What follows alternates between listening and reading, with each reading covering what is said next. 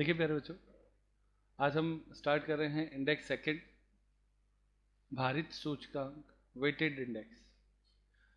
कोई भी इंडेक्स जब उसमें क्वांटिटी ऐड हो जाती है तो वो वेटेड कहलाता है।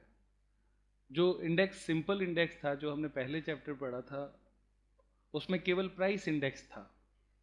जब प्राइस के साथ में क्वांटिटी भी आ जाए तो वो वेटेड इंडेक्स कहलाता है। तो इसीलिए यहाँ पे आप देखिए मैंने लिखा है प्राइस और क्वांटिटी, इन दोनों को मिलाकर जो इंडेक्स बनता है, जिसमें पी और क्यू दोनों होते हैं, तो उसे क्या कह दिया जाता है? वेटेड इंडेक्स कह दिया जाता है। ठीक है ये बात। इसकी विशेषता क्या होती है? जैसे अब तक हम ये पढ़ रहे थे कि एक्स वस्तु है, जैसे एक्स वस्तु का नाम मैं लिखता हूं चावल। ओके, उसकी प्राइस 2011 में 5 रुपये थी, 2015 में 8 रुपये थी, 2020 में 30 रुपये थी। ऐसे मैंने लिखा। क्लियर? अब इसका जब केवल इंडेक्स हम निकाल रहे हैं तो वो केवल क्या कहलाता है? Price index. लेकिन अब आप लोगों को यहाँ पे प्राइस के साथ में एक शब्द चीज और लेनी होगी, क्वांटिटी। ये तो क्या है? प्राइस। तो क्वांटिटी और साथ में लेनी है। तो जैसे ही आप क्वांटिटी साथ में लेते हो तो आपकी क्वांटिटी क्या है? तो जैसे मान लो आप पहले जो कंजप्शन था वो 5 केजी था, फिर बाद में आपका 6 केजी कंजप्शन हो गया और अब आपके 8 केजी कंजप्शन हो गया। क्लियर? अब इससे मूल्यों का प्रभाव देखा जाता है, यानी प्राइस और क्वांटिटी दोनों को देखते हैं। तो अब आपका खर्च क्या होगा? अगर आपसे कोई पूछे बताओ टोटल खर्च कितना हुआ, तो यहाँ पे आप क्या लिखोगे? एक्सपेंसेस। और एक्सपेंसेस का मतलब क्या होगा? प्राइस इनटू क्वांटिटी, यही होगा। यानी आपने टोटल चावल पे 2011 में कितने रुपए खर्च करे थे? 5 इंटू 5, 25 रुपए टोटल खर्च आया था। 2015 में रेट बढ़ गई तो उस और कंजप्शन भी बढ़ गया, तो ये आपके कितना हो गया? 48 हो गया। और अब 30 रुपए हो गए हैं, तो 30 इंटू 8 कर दिया तो कितना हो गया? 240। समझ में आता है? यानी यहाँ पे हम ये चीज देख रहे हैं कि प्राइस बढ़ना ठीक है, अच्छी बात है, लेकिन कंजप्शन बढ़ना भी तो इंपॉर्टेंट है ना।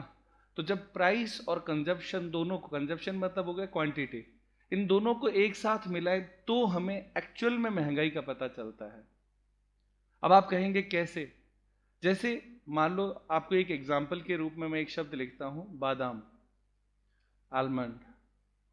तो बादाम पहले 1 किलो खाते थे, आज भी 1 किलो खाते हैं, और बाद में भी 1 किलो ही खाएंगे, क्योंकि फिक्स कर रखा है सुबह 4 लेने हैं भिजो के। ठीक हो गया ना? लेकिन आटा जो है वो लगातार केजी में बढ़ता जा रहा है। समझ रहे हो? उसी तरीके से कोई और चीज मान लो है, घी है, तो वो भी आपका केजी में है, बढ़ता जा रहा है।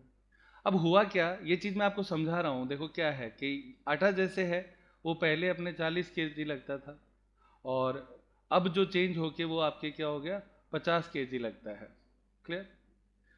बादाम की रेट पहले 300 थी, अब वो बढ़कर कितनी हो गई है? 380 रुपए हो गई है।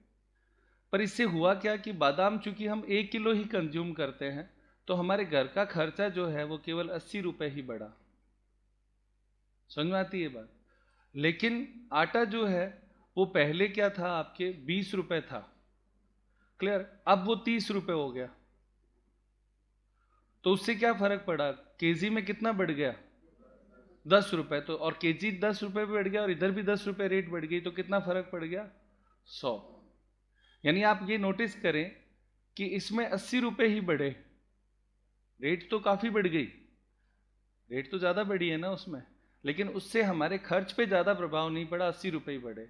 लेकिन आटा 10 रुपए ही बढ़ा, पर हमारे खर्च पे 100 रुपए का प्रभाव पड़ गया। क्यों? क्योंकि आटे का कंजप्शन ज्यादा है। इसी तरह से जैसे हमारे देश में प्याज के मूल्य इंपॉर्टेंट फैक्टर है।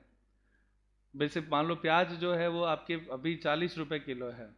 आई डोंट नो, मैं नहीं खाता हूँ, लेकिन इसको देखें तो 40 रुपए किलो है, उसकी रेट बढ़कर आपके हो गई 80 रुपए। यहाँ पे 40 रुपए जो इंक्रीज हुआ, अब उसका कंजप्शन महीने में 10 किलो है, तो यहाँ पे 40 इंटू 10 कितना हो गया, 400 रुपए आपका मंथली खर्च बढ़ गया, जबकि बादाम में 80 रुपए बढ़े तो भी खर्चा नहीं बढ़ा। आप इस बात से निष्कर्ष निकाल सकते हैं कि क्वांटिटी का कितना महत्व होता है। प्राइस बढ़े कोई दिक्कत नहीं है। मान लो अगर कोई कहता है कि सर ऑडी की रेट बढ़ गई, तो मुझे कोई फर्क ही नहीं पड़ता 100 बार बढ़े, अपने को क्या फर्क पड़ता है, सही है गलत है।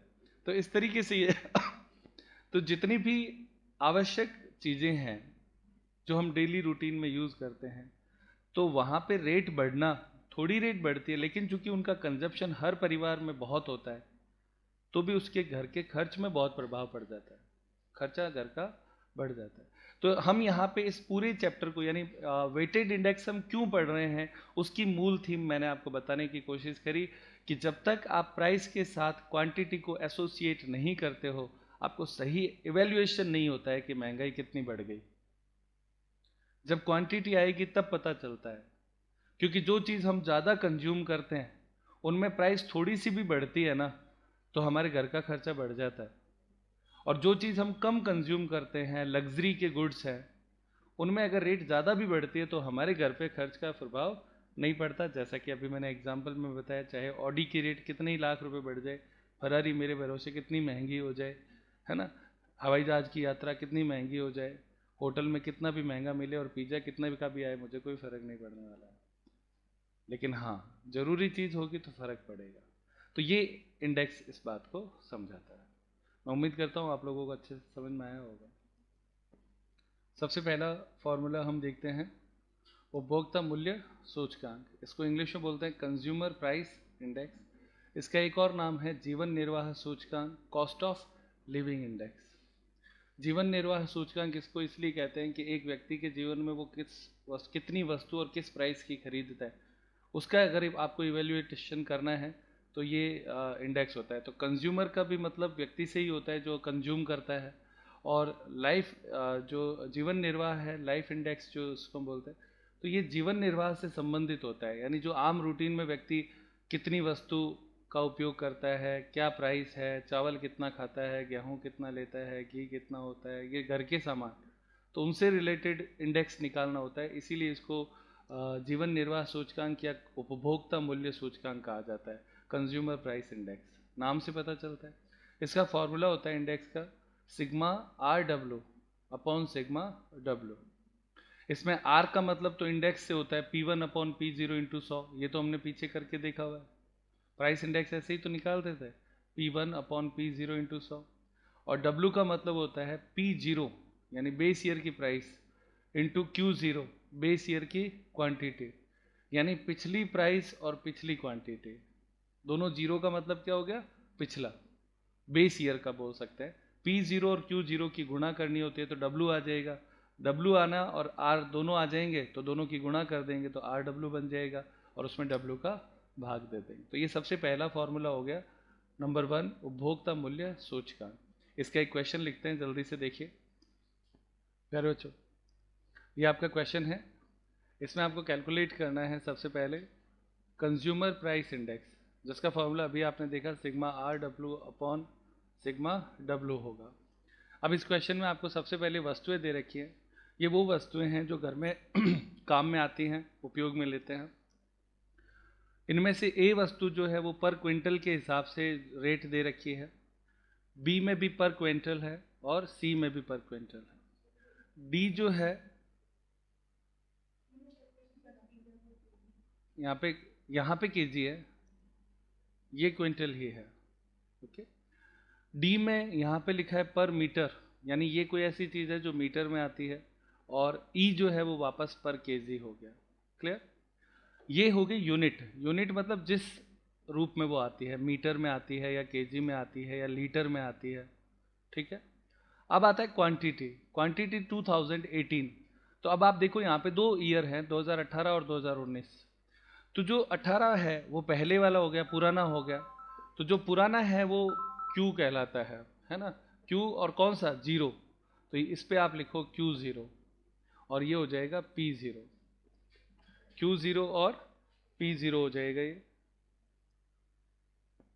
तो इसमें ये जो 2018 का जो क्वांटिटी है वो Q0 कहलाएगा, बेस ईयर हो गया ना, और 2018 का जो प्राइस है वो आपके हो गया P0, और 2019 के लिए अपने को कैलकुलेट करना है, प्राइस है इसलिए ये हो जाएगा P1। क्लियर? अब अपने को इसे सॉल्व करना है प्यारे बच्चों। सॉल्व करने के लिए सबसे पहले आपको बनाना है R। तो R कैलकुलेट करने के लिए आप क्या करेंगे, P1 अपॉन P0 इंटू 100। तो ये रहा दोनों इसके साथ में 18/16 इंटू 100, 14/12 इंटू 100, 9/8 इंटू 100, 3/2 इंटू 100 और 8/6 इंटू 100। ये सारा जल्दी से कैलकुलेट करें। तो यहाँ पे कन्वर्ट करने का तरीका मैंने आप लोगों को बता दिया कि यहाँ पे क्या था, क्विंटल था, यहाँ पे केजी दे रखा था, तो केजी चलेगा नहीं, इस केजी को हमें क्विंटल में बदलना पड़ेगा। और ऐसा करने के लिए अपने को ये क्या करना है, डिवाइड में कितने से कर देना है, हाँ 100 से। ये मैंने यहाँ पे लिख दिया है, केजी को क्विंटल में बदलने के लिए 100 का भाग देंगे। और कई बार ऐसा होगा कि इधर केजी लिखा होगा और हमें क्विंटल में बदलना है, तो क्विंटल को केजी में बदलने के लिए 100 से गुणा करेंगे। ये इतना याद रखना है। अब आगे देखते हैं, ये गुणा आप लोगों ने कर ली होगी इन दोनों की। तो सबसे पहले 160 24, अब यहाँ पे 0.50 है ये, है ना, तो कितना हो गया 4, 120, 180, इसकी टोटल लगा लो और लास्ट कॉलम बना लो R और W 488। RW में क्या करना है, इन दोनों की गुणा करनी है, मल्टीप्लाई करना है, ठीक है ना। तो मल्टीप्लाई करने के लिए इन दोनों की गुणा कर देते हैं। करो, कितना आता है, पहले में 18,000, 27, 99.84, 450, 18,000, 23, 999.4, टोटल लगाएंगे इसकी 63,249, 49.24, 2 और 4 हो गया। सारी कैलकुलेशन हो गई। अब आप लोगों को क्या करना है, ये तो हो गया सिग्मा RW, ठीक है ना, और ये हो गया सिग्मा W। तो इंडेक्स बराबर सिग्मा RW अपॉन W, यानी 63,249.24 अपॉन 488 डिवाइड करने पर इसका आंसर आएगा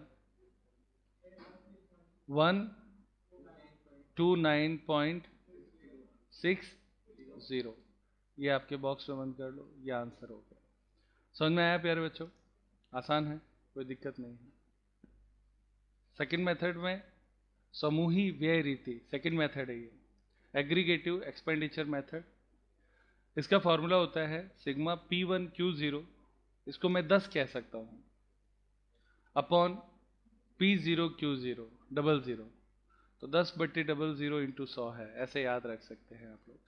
P और Q है प्राइस और क्वांटिटी, P1 या Q1 लिखा हुआ हो वो करंट ईयर का हो गया, P0 और Q0 लिखा हो वो बेस ईयर का हो गया। तो करंट ईयर और बेस ईयर होता है, तो लिख देता हूँ P1 current year, Q1 current year, P0 base year और Q0 बेस ईयर।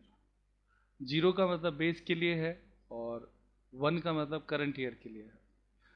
एक क्वेश्चन लिखते हैं इसके रिगार्डिंग और उसे सॉल्व करते हैं। एक बार आप ये क्वेश्चन सेकंड देखें। क्वेश्चन सेकंड में आपको ये 4 कॉलम दिए हुए हैं, 5 कॉलम। कंजप्शन दे रखा है wheat, rice, arhar, sugar, salt, oil, clothing, fuel and rent. उसके बाद में क्वांटिटी कंज्यूम्ड दे रखा है। तो क्वांटिटी कंज्यूम्ड में आपके 2 quintal, 1 quintal, 20 kg, 0.5 quintal, 10 kg, 10 kg, 20 metre, 4 quintal और 1। तो ये 2018 की दे रखी है क्वांटिटी, तो ये हो जाएगा Q0। अब आप लोग ये देखें, यहाँ पे यूनिट दे रखी है, तो सबसे पहले आप चेंज कौन कौन से हैं उनको मार्क कर लो। क्विंटल, इधर क्विंटल है, इधर भी क्विंटल है, सेम है, इधर क्विंटल सेम है, इधर केजी सेम है, यहाँ पे अंतर है, यहाँ पे भी अंतर है। उसके बाद में सारे केजी, मीटर, क्विंटल और हाउस सेम है। तो इन दो में आप लोगों को किसको चेंज करना पड़ेगा? तो ऑब्वियस है संख्याएं चेंज होंगी, और संख्याएं किस में है? क्वांटिटी में। तो वो चेंज होगी किसके हिसाब से? यूनिट के हिसाब से चेंज होगी। चूंकि यूनिट केजी में है और ये क्विंटल में है, तो क्विंटल को हमें किस में बदलना पड़ेगा? केजी में। तो क्विंटल को केजी में बदलने के लिए किससे गुणा करेंगे? 100 से गुणा करेंगे। तो 100 से गुणा करेंगे तो यहाँ पे इसको जब आप गुणा करोगे तो ये कितना बन जाएगा? 0.5 इंटू 100 करो तो कितना आता है? 50। तो ये 50 यहाँ पे लिखा जाएगा सवाल करते समय।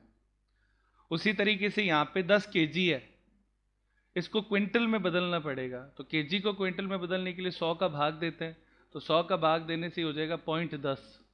ये चेंज हो जाएंगे, ये चेंज हो जाएंगे। तो अब मैं इसको चेंज सवाल में भी कर देता हूँ।